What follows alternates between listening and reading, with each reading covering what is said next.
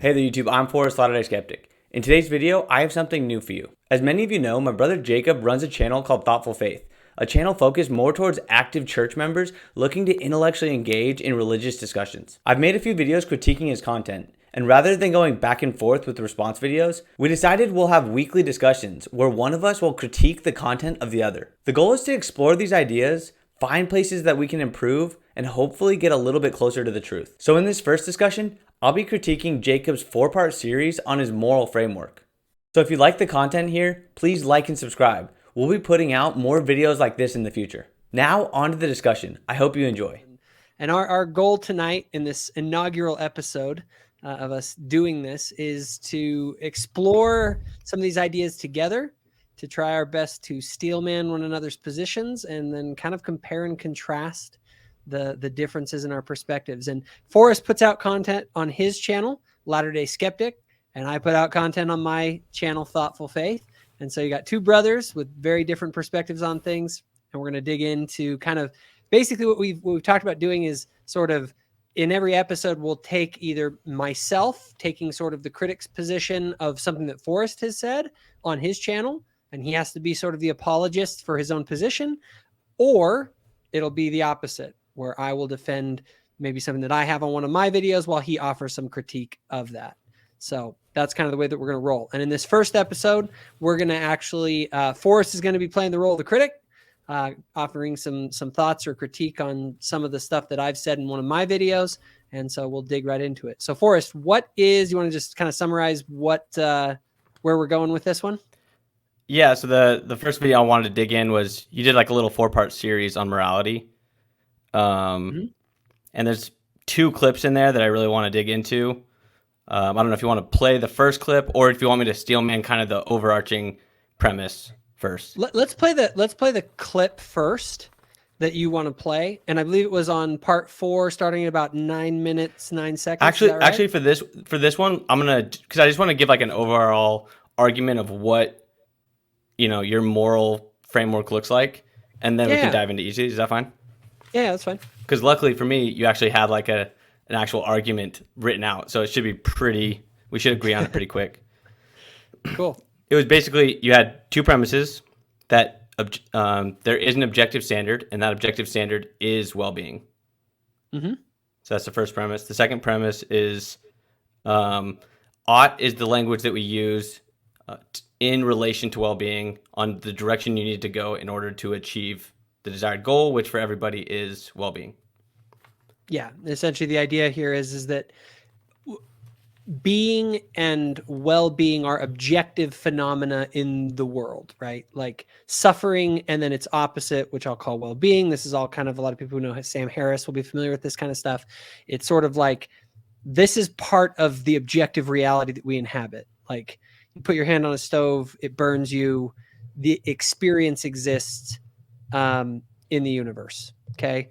And that is the basis of moral judgments. We will say that something is immoral if it moves us farther away from well-being in some ultimate sense, not necessarily, I may pass through suffering to get a greater reward later. That's the concept of sacrifice, which we all do. So it isn't that quote unquote suffering is bad. Some people caricature my argument as though I'm saying all suffering is bad. That's not what I'm saying. I'm saying that sacrifice and suffering are 2 different concepts, and that all of us share the exact same goal, right? Which is the highest level of our well-being that we can achieve, which we would call, what I call ultimate well-being. And all of our actions ultimately are towards that end. And moral language, as you were discussing, is language that we use to describe movement towards that goal. So I'll say, Forrest, you should do X because I assume that you are a sane creature that wants to move towards the goal that all sane creatures want to move towards, which is their ultimate well-being. And so that's sort of the overall thing. So I think that was kind of what you were going at there. Yeah. And I kind of baked in the conclusion there. Basically, there is an objective therefore there is an objective morality, and moral language is the language we use talking about a person's actions in reference to the objective. Yes. Yes. So that's just kind of like that's the framework I'm going to be talking about in basically both the clips. So we can start the first one. Okay, let me pull it up here and get it rolling. Moral truth. These are expressions of value. So does this mean that morality is relative or subjective because what we value varies from person to person? No, because we all ultimately value the same thing above all else. We desire to escape suffering.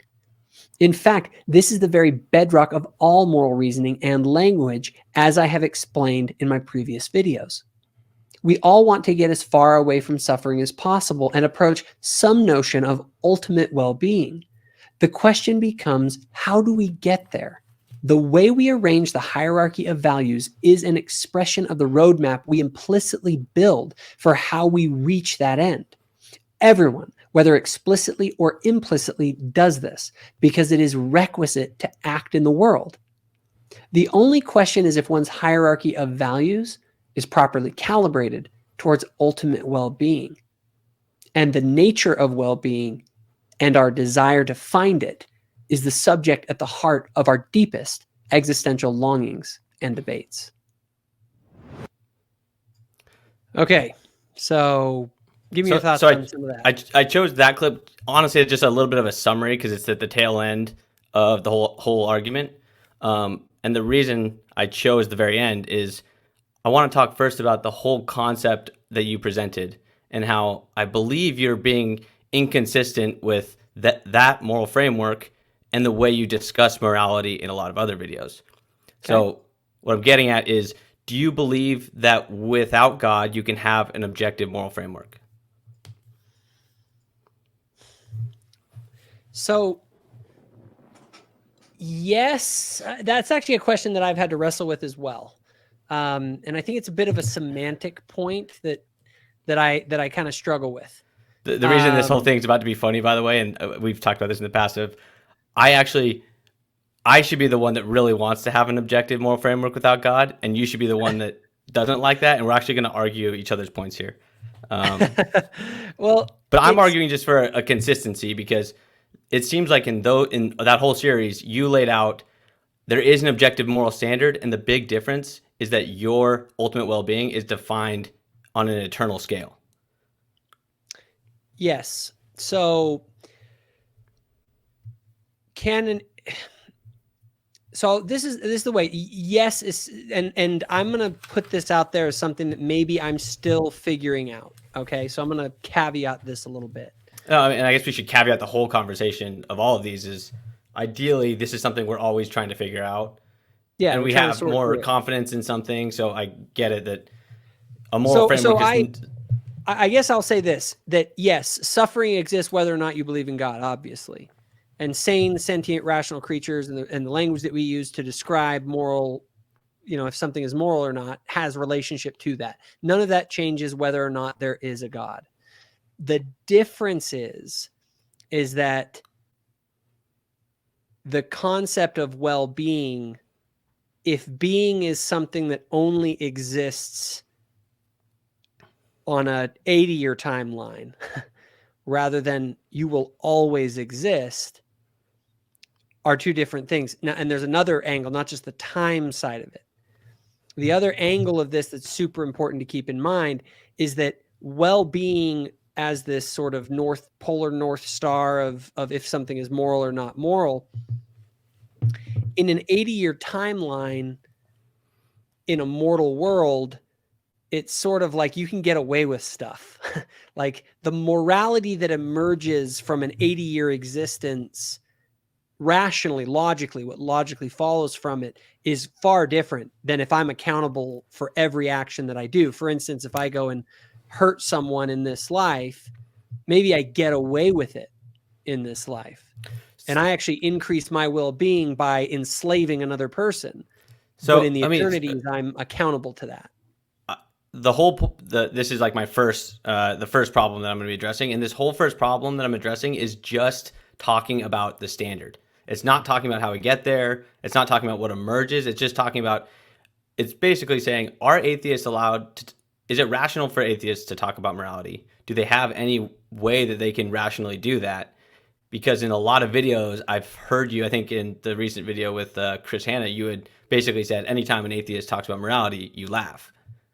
But it seems like you've provided a Yes, if they perfect talk way. about, I would put it this way: if they talk about morality in the same sort of a frame that I talk about morality, I do believe that it is possible for them to utilize moral language, but the morality that emerges from it is not a morality that would in any way mirror my moral framework.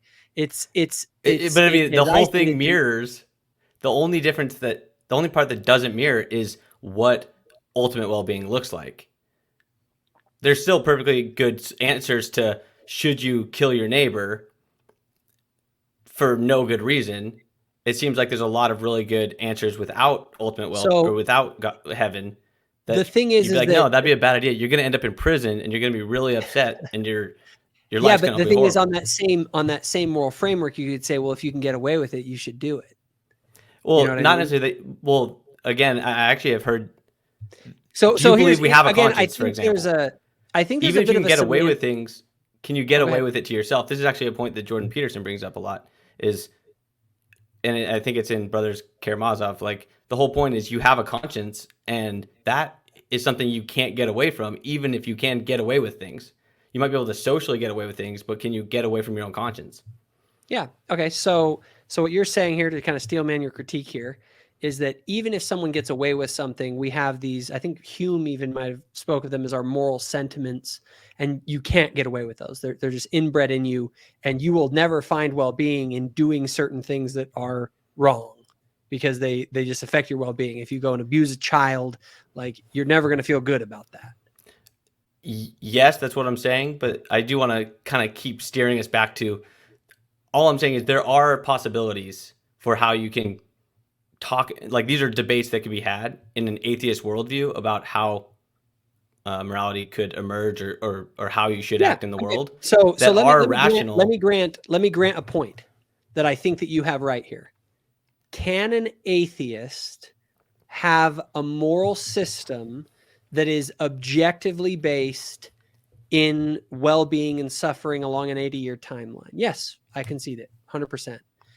This is what I mean when I'm talking about like the word morality and objective like moral standards, right and wrong answers to questions. Are there right and wrong questions to morality? I think an atheist can, if they embrace this kind of Sam Harris worldview, they can talk about it in that way. Okay, so I'll concede that point. Well, do they even need to But here, embrace it if you hold on think real it's quick. Hold on. in? Okay. Let me just get to this one point because this is the other side of it. This is where the part that I don't concede is that when people talk about morality, they have a certain image of what morality is in their head.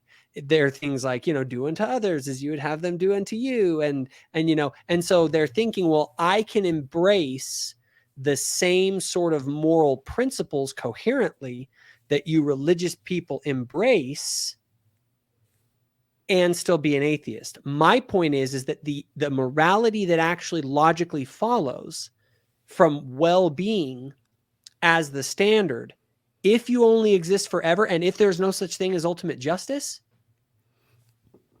is not a morality that anyone would recognize or that what they mean when they're talking about morality. See, but In that's fact, what my oh, go point ahead. was about the conscience. Like, there's very long, good discussions that we could have about what do we actually, if we followed that train of thought of if we just live in an 80-year timeline and we believe that ultimate or that well-being is the ultimate goal, what would emerge? And you're going to get a lot of, I think, very useful, good debates, and I don't think any of them are laughable or not legitimate. It's I not want like, to. oh, you're just not a serious atheist because you think that there is even a possibility that we could have morality. So I was going to pull up something. I thought I had more slides on this. I'm going to actually remove this away. Because there is a.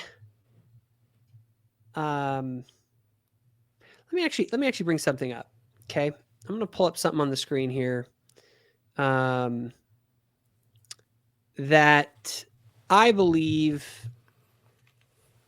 can help us with this. So what you're this sort of a notion of the highest value here being well-being, okay, specifically generally references generally we're talking about human well-being, correct? Yeah.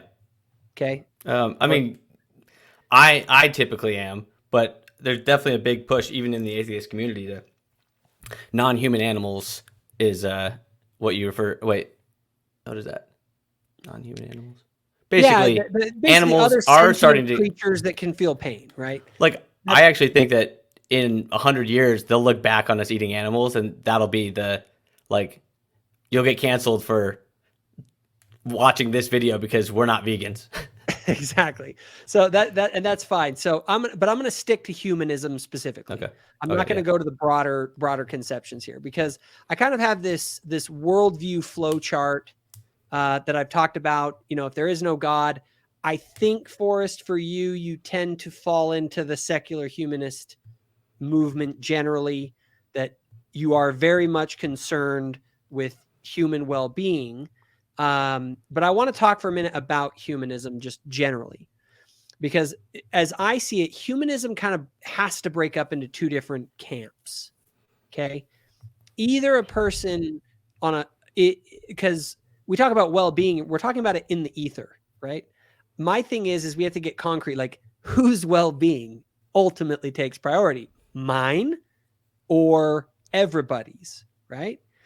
And the thing is and so the people who tend to look at human beings in terms of the collective is the ultimate, the well-being, the most good for the most people, kind of the utilitarian view. You're trying to create well-being for as many people, and the individual can be sacrificed to the collective. That's what I call collective humanism, right? Then I have, and you'll find thinkers, I think, like Marx and Gentile, who is the fascist kind of founding father. They were very much of the mindset of the collective humanist. That's sort of the school of thought. On the other hand, you have the individualist humanist who believes in human well-being, but they're focused on the individual, right? They say, no, the collective does not take priority over the individual here. So this is where you're dealing with people like Ayn Rand and Nietzsche. Now, personally, the problem with either of these philosophies is that the morality that emerges from them is nothing like the morality when people talk about morality generally. Okay. Yes, there's an objective moral standard. You could actually, you can do it. And that honestly that's the whole point I'm bringing up. More people will benefit from the enslaving of this small group of individuals, and therefore we enslave the small group for the greater good, right? We always talk about the greater good. Or so I'm not trying to get in. I'm honestly not trying to get into the details of if you have that standard without God, what does that standard look like? I just want you to acknowledge, which you basically have, that from now on in future conversations, atheist morality isn't something that's like an oxymoron. No, here, okay, let me put it this way.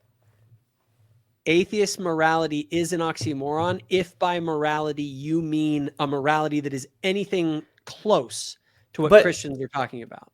So do you think that those thinkers that you listed, or even people like Sam Harris, that you just think that they're completely irrational? Or do you think that... Yes, they're still holding on. They're holding on to Christian assumptions and from the Christian culture in which they exist, that has, as you talked about, it has formulated their conscience. The problem with this whole idea of, you're talking about your conscience is there no matter what, your conscience is enormously molded. No, and I agree with that, but I think it's, and maybe this is probably one of the videos we'll look at, but making the claim that our conscience is completely tied to Christian morality, and if we get rid of that, then the conscience is going to become off the rails, and who knows what it'll develop into. I don't know if I'm going to be able to follow that line of thinking, but that was exactly what Nietzsche said. But what I'm trying to get at is, these are all good conversations to have. What is our conscience going to do? No one really, like, if you shut down the debate at atheists shouldn't be talking about morality, that cuts out if we assume this premise is true, then let's explore those ideas and see where they go. No, that's fine. I mean, fair enough. Like, let atheists have their conversation about their moral framework. My thing is that you actually can logically take some of these to their logical conclusions, and No, their but logical conclusions are I've heard not. you do it a lot. And the thing that I think you keep missing is how hard it is to draw that divide that you draw between individualism and collectivism. That divide is very hard. And in one of your videos, you actually had mentioned like it was actually in your morality video, like a mother will sacrifice herself for her offspring, even though it might not make perfect sense. But would she rather live knowing that she didn't do that or die knowing that she did? So like the collective well-being and your well-being in some way is related. We can Oh, they debate are on for how. sure. And yeah, I've heard They you are can see for that point. sure. But in order They to draw are this that individualism will lead to you doing all these bad things. That is hard because your individual well-being is dependent on the group, and the group's well-being is dependent on yours. there is to some extent a connection there. There's no doubt about it. But the problem is that line in particular is one that is it, as I explore it, most of the conscience that you talk about, that any one of us in modern Western society have, is deeply rooted in the influence of Judeo-Christian ethics over a very long period of time. And one of the things that happens is that if you get outside of that Judeo-Christian ethic, what you find is that in other societies, very different consciences exist. And so if a conscience is nothing more than the product of social and evolutionary forces, it's just arbitrary. So what you feel as well-being is ultimately the arbitrary product of natural forces, and it isn't actually anything inherent. It's just as arbitrary as anything else that exists in the universe. And so what emerges is we can talk about, well-being that exists, but it's like the universe doesn't exist for the well-being of human beings. Like in my context, like it does. Like that's the reason all this exists is so that human beings can exist and that we can progress and all that kind of stuff. That's our theology. But if you take that away, what is the alternative? The alternative is that it's all arbitrary, right? And ultimately, well, and I agree. It's arbitrary in a sense. It's arbitrary in like, maybe you could say like it's ultimately arbitrary, but like acting for your own well-being, is that arbitrary? It's like, yeah, it's arbitrary, but the purpose of it is to make you feel better. Yeah, and that is ultimately the purpose of all actions, and that's the part of it that I guess is not arbitrary, is that you are a creature that is designed to seek your own well-being. Yeah, like the ungrounded part that would make it arbitrary is well-being. It's like you can't ground well-being. It's just what you are as a person is a thing that wants to not suffer. Yeah, but the thing is, so you don't really need a justification for the well-being piece. It's just is the reality. Well-being is the justification. It's like, that's the way that is the standard of which the word justification, by the way, this is an interesting little side note, is justification. If you're measuring something, they'll say you need to justify your lines, right? Or you need to true up your lines. You need to align it with something else, right? And like the thing that we're all trying to align ourselves with is with this idea of well-being. Well, the idea from sort of the religious side of the equation, from my side of the equation, is that we're saying that in the cosmos itself, which was designed with a purpose, there are actual laws that govern the well-being of human beings now and into eternity. And they're not arbitrary. They exist for a purpose, and they're unchanging eternal laws that govern it. Where from a materialist perspective, my take on kind of where the logical conclusion would be is that the laws that govern well-being are contingent upon just the forces that exist. And you may actually, in Roman society, have a higher level of well-being and a satisfied conscience by going in, raping and murdering and pillaging the bad guys, because that's what you do as a Roman. And or not even the bad guys. We could just say the smaller, weaker tribe that you guys came upon who doesn't want to submit to Roman rule. And so it's all socially contingent. And so your well-being, rather than being connected to fixed and eternal principles, is actually something that's socially conditioned and arbitrary based on the time that you're living in. And we knew this was going to happen. Like, I kind of want to get on to the next one, but this eternal thing, or like eternal laws and principles that aren't contingent, that leads you into deontology type of realm where I could push you all day long and get you to budge on these eternal principles. And I don't think that these are going to be these universal laws that always exist. I think there's a lot of situational ethics that's going to come into play. Oh, my entire video series, I hope that people get out of it that I embrace situational ethics as the actual way that God has things designed, but there are principles that get applied to those situations, and the principles don't change, but the context in which they need to be applied can change, and so the behavior can change. But yeah, one of my takeaways from your videos is basically the whole thing up until your definition of ultimate well-being is the afterlife, and that causes a lot of downstream effects and how you orient yourself. Every piece of that framework can be applied to an atheist up until that point. And in large part, I'm thinking about this in detail to see if I regret saying it, but I'm gonna cautiously concede and say yes. I can totally see where someone comes up with that, and I agree. The thing is that last part that we're talking about is enormous. It changes the whole thing. So the morality that exists is not. I mean, it's like saying, well, in my morality, we torture children and puppies for fun, and like. That's it's like that's not morality as I see it. It's so immoral. So my whole point of this one example that I brought up in this clip is to open up the idea that atheists can rationally talk about morality. How that plays out, where the logical conclusions get you, that's one thing. But it doesn't mean inherently you are becoming not an atheist anymore because you have some objective standard. Yeah, I do believe, and I think Sam Harris provides a very good framework where atheists can talk about morality in an objective sense. My caveat to that, and the reason you might still hear me say atheists talking about morality seems silly, is because the morality that emerges is arbitrary. It is a socially contingent on the laws of nature sort of thing. And it is what it is, where the morality that, and it's totally changeable depending on the social conditions. Whereas ours is something that is based on fixed and immutable principles of truth that are from whence it emerges. But yes, within the framework of that sort of well-being as socially conditioned, in that sense, yes, they can talk about morality. It just isn't the morality that I'm talking about, and I think that most people are.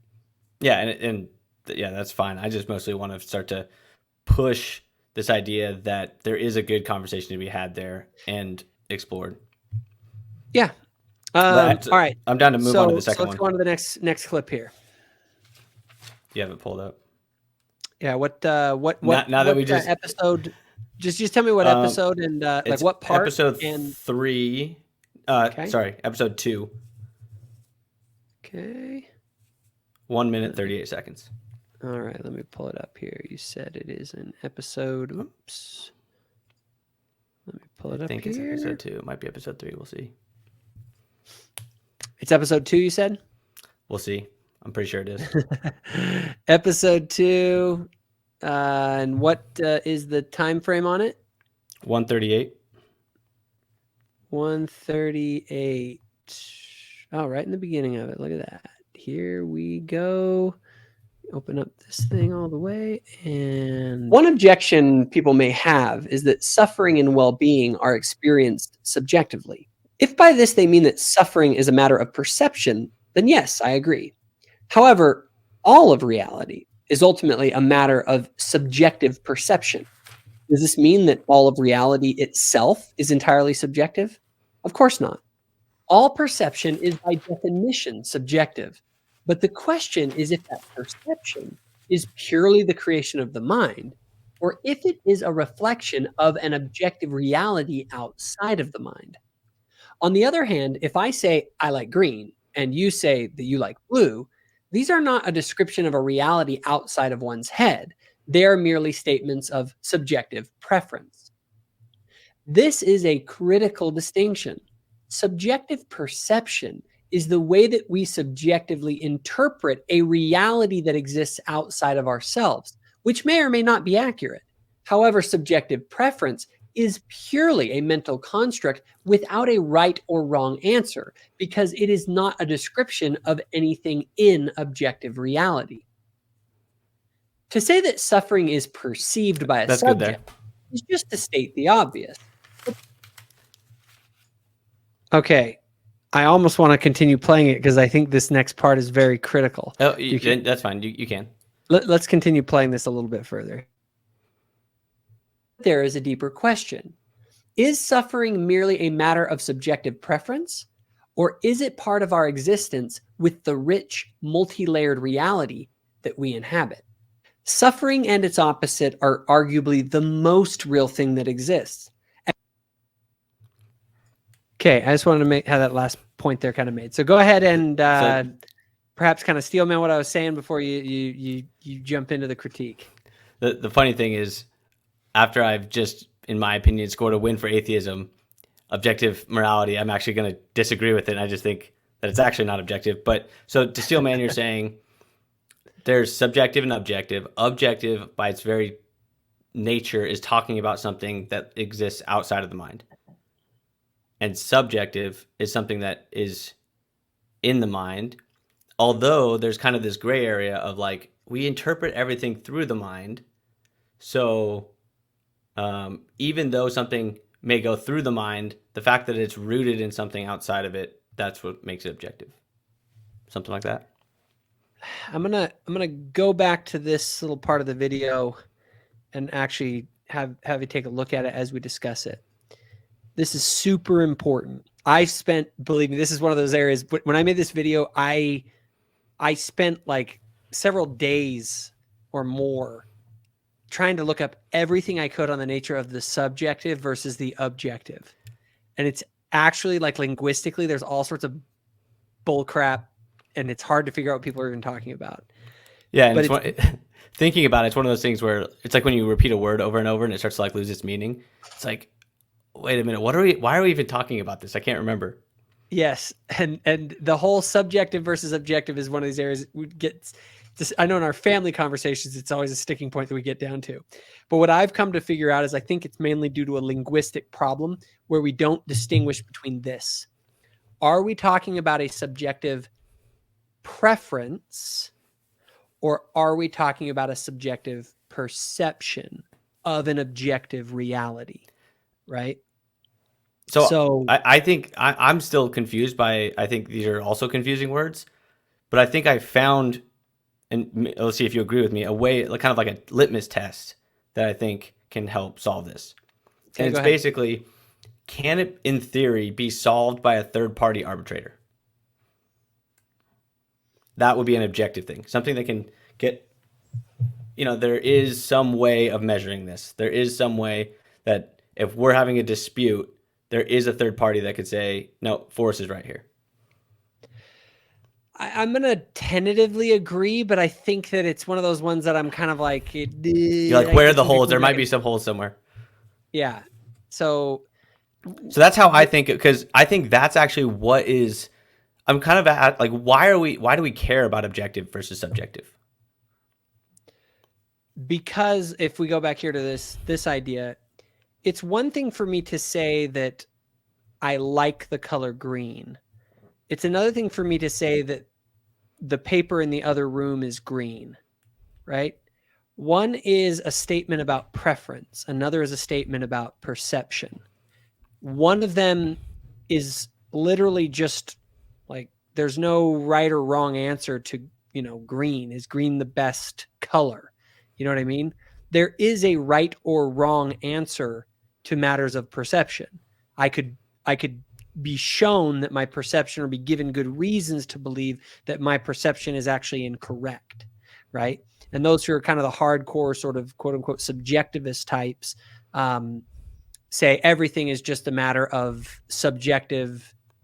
It's all subjective. And by that, they mean it's all like subjective preference. It's all just, there is no right or wrong answers to things. So in matters of morality, is morality ultimately just matters of subjective preference?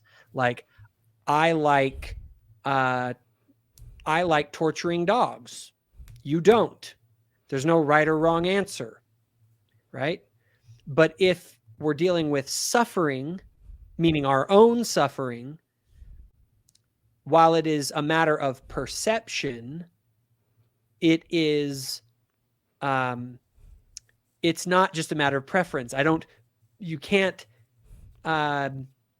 Nobody prefers to suffer, because that would literally, suffering by definition is the thing that you don't prefer. If you preferred it, then it would not be suffering by definition, right? It's literally a linguistic sort of oxymoron. So if someone is suffering, that means they are experiencing the thing that they don't prefer. It's an objective thing that's happening, right? What's causing it, all that, that's all secondary. But I want to very clearly make a distinction. Whenever someone talks about subjective, if they mention the word subjective, I just ask, are they talking about a subjective preference or a subjective perception? Because everything we perceive is filtered through us. Everything is a matter of subjective perception. That's why we could be living in the matrix. So this is something I brought up in one of my videos is, and I think it's a good analogy, but I'm not sure where you stand on it. Is taste a subjective preference or a subjective perception? I would say that taste is something that affects our level of well-being or suffering. If something increases our well-being when we eat it, then that would be, we would call that, good. Like, objectively, this is something that increases my well-being. Therefore, it's objective in that sense, right? Now, so I would, on that level, I would say that it's objective to the degree that I suffer or I don't. Oh, sorry, now, is it a perception or it's a perception. Preference. It's a faculty. It's a of preference perception. or a perception. All sense data is an experience of perception. I literally look out with my eyeballs and I see. Is there a right or wrong answer to whether shrimp tastes better than a burrito? Yes. For me. Yeah. In my conscious experience. Yeah, but is there a right or wrong answer to you like green more than red? It is no. What I'm saying when I say I like green more than red is I would say that green is something that provides me with a higher level of well-being than red does. Something like that. Yeah, so then I think this distinction that you have it doesn't make a lot of sense, because I like green. Is that objectively true that you like green? Is it objectively true? Yes. So, but this is where your analogy is kind of confusing me. I think the better way to look at it is, could a third-party arbitrator actually answer these without being in your head? Well, the thing is that technically everything is in my head. That's So your example of a green paper in the other room. If you said there's not a green paper in the other room, could that person go and say, "No, Jacob, you're wrong. There is a paper in the other room and it's green"? Yes, that person could. Like that's what I'm trying to describe, and I think I believe that's what most people are describing when they say objective and subjective. Yeah, no, obviously it is. There are, and maybe linguistically or whatever, this is just challenging to kind of sort through mentally because I'm thinking through it in my head right now. No, I mean, it is for sure. It's one of those ones that's bending the mind a little bit. If you have a subjective, right now, these two things that we're looking at on the screen, subjective preference and subjective perception, these are both matters of subjective. They both fall under the terminology of the subjective.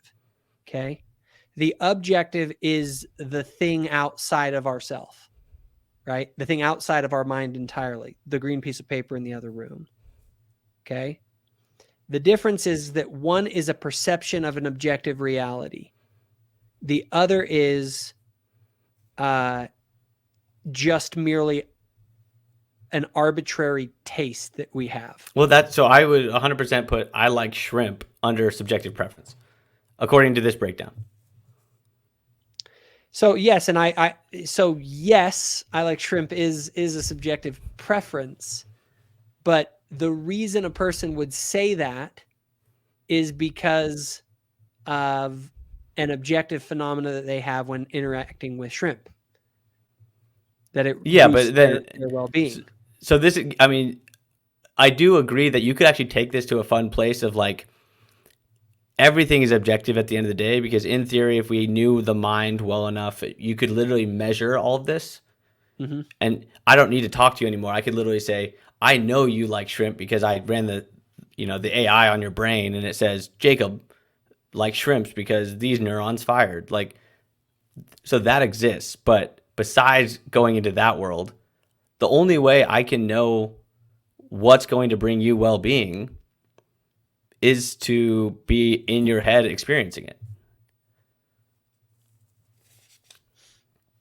Yeah, I mean, I guess, I mean, I can see how that would be, but I would also say that there are patterns of well-being that exist, and so it does not seem that well-being is something that is like, there are factors that determine if something produces well-being. If I go have 100 people touch a stove, 100 people will say I suffered when I touched the stove. Therefore, in the reality that exists, there seems to be some sort of a law that says if you touch stove, that creates suffering. Yeah, so, and this is where I agree. So I think this is all subjective, but I think that we all operate under kind of a spectrum of reality almost that will have us acting in similar ways. For example, I believe taste is totally subjective, but I have a pretty good chance. Now, when you say subjective, do you mean taste is a totally subjective preference or a subjective perception? Yes. I don't like any of this, but I would say it's a preference. Like, we can use this exact model, and I would say, I'll use the food one and then I'll go to colors because I think I could do it with colors too. But I would say Jacob probably likes to eat food that tastes good. Therefore, you ought not eat dog poo. I don't know. I just am pretty dang sure that you're not going to find, even though I think it's completely subjective, there's patterns in life that we can use to use kind of this moral language, even if it's subjective. The thing is that's my whole point. That's what I'm driving at here. What you're saying is that you're talking about a subjective perception of an objective reality. The objective reality is that there is some sort of a law in the universe that says eating dog poop is going to harm you. Okay, but what law is there that says I like shrimp, but you don't? I would put that in the area of what I consider in my framework a morally like a moral gray area, an area of moral neutrality. It's an area that doesn't really affect your well-being one way or the other. And somebody might, get, maybe they like shrimp more, maybe they like but if taste is objective, then we should have an answer to that. Like, no, Jacob, you're wrong. Shrimp is actually delicious. no matter how Or you feel about it.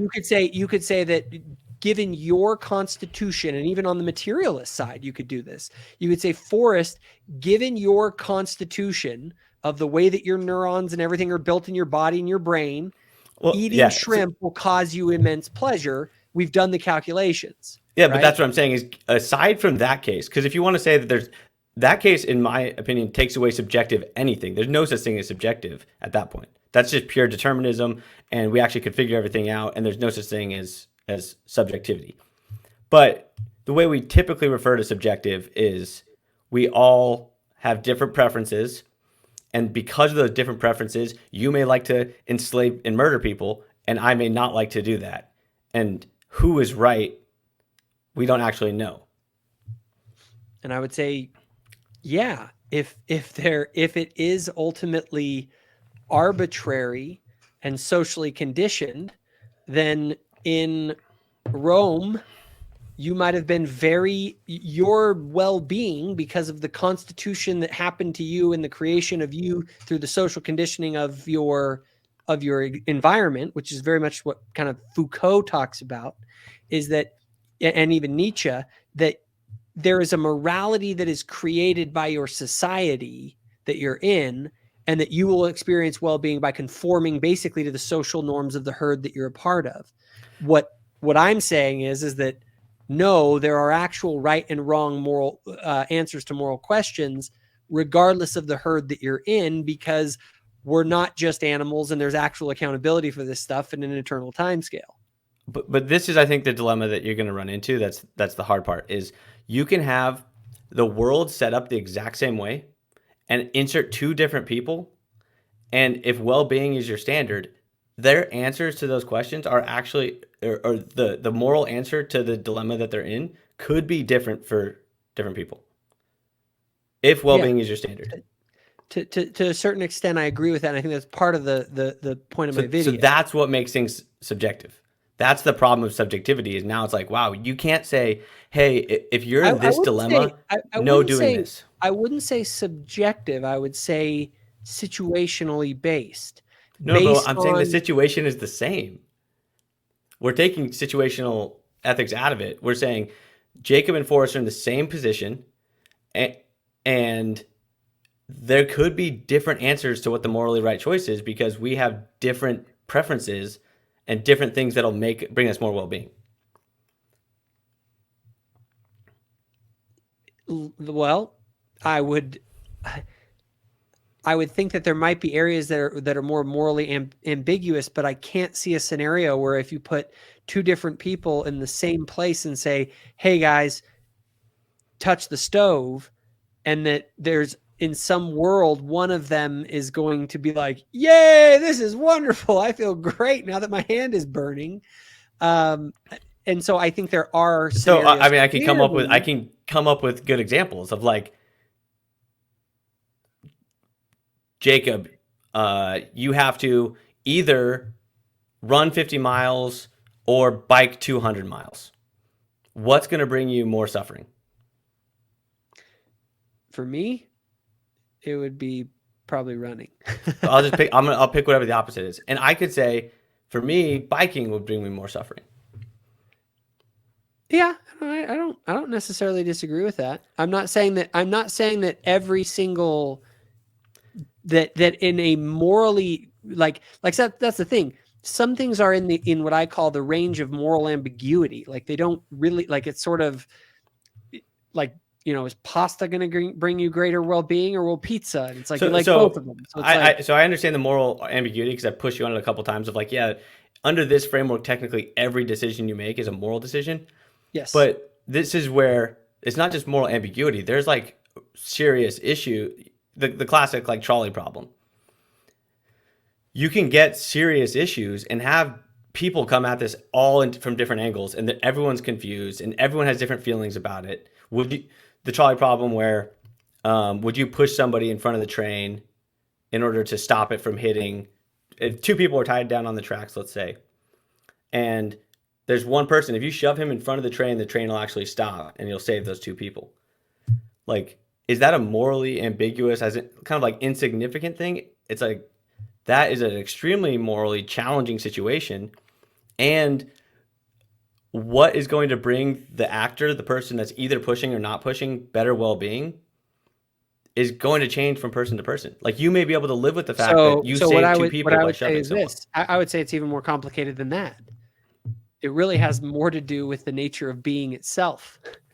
And that's where the real kind of, in my opinion, that's where the crux of the issue is. The problem with morality is not even our own, I guess it is to some degree our constitutions of who we are and what we're made up of, but it goes into the realm of metaphysics, into what is ultimate reality, what is being itself, what is the nature of being, will I exist now or forever, and what are the different laws? And that's a conversation that ultimately, as I see it, that's where the answers are actually found. Because like you're saying, if everything, like there's an AI that could determine everything, then we could figure out the exact right answer to every single moral question, hypothetically, with perfect precision, because we have this perfect AI kind of thing. You know what I'm saying? So, but so metaphysics, the nature of being itself, the nature of reality itself, that's where the actual disagreement is. And so the problem is that, like the trolley question, let's use that as an example. If I'm going to push the guy in front of it, and he dies, but then it saves the others, well, in a sort of cosmic picture, there could be right and wrong answers to those questions. And there could be right and wrong questions to those if reality is only, you only exist for 80 years. And so that's the situation. We talk about the situational ethics. The problem is we don't actually understand the nature of the situation because we don't have the full picture of like the big picture of the situation. Because the situation changes if it's like, oh yeah, by the way, in this equation of the trolley, Allah is God. And Allah has said that if you kill someone, he'll burn you in hell forever. And so now you're like, okay, I won't push the guy. Yeah. So, what I mean? And I guess let's just say there is no, we're just in an atheist framework. The atheist has the issue of, you could have people that have different well-being with different answers. Yep. Like, I can live with myself all day long. I'd be happy, let's say, in theory, if I push that guy, but I save two others, I could live with that. Where other people, their lives may be ruined and they kill themselves because they couldn't live with that decision. And it's very much based on how much of that is based on the social conditioning of the person, and how much of that is just based on the arbitrary power dynamics of the society that they grew up in, and who was the victor, who was able to preach their version of morality to the people. So it's all complicated, and obviously we're getting kind of towards the end here. Yeah. So I'll kind of give you the final word here as we wrap up. So the two things I brought up was, I think that atheists can talk about morality in logical ways, whether that's using well-being as a framework, or what I've talked about in the past, similar to, we can kind of make assumptions based off of how we've seen patterns in the universe, kind of like the taste example, where like I can pretty likely, or with a high degree of confidence, say you ought not eat dirt, because I'm assuming that you want well-being. I'm assuming you want to eat something that tastes good.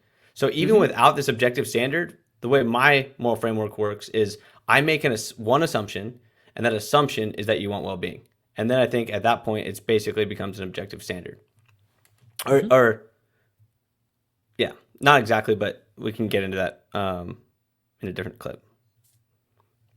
Cool. Yeah, those are my two thoughts on your morality video. Well, I appreciate the feedback, and right on. We'll catch you all in the next episode. Take care. Cool. Thanks. That's all I've got. I'm Forrest, Latter-day Skeptic. Please like and subscribe, and thank you for watching.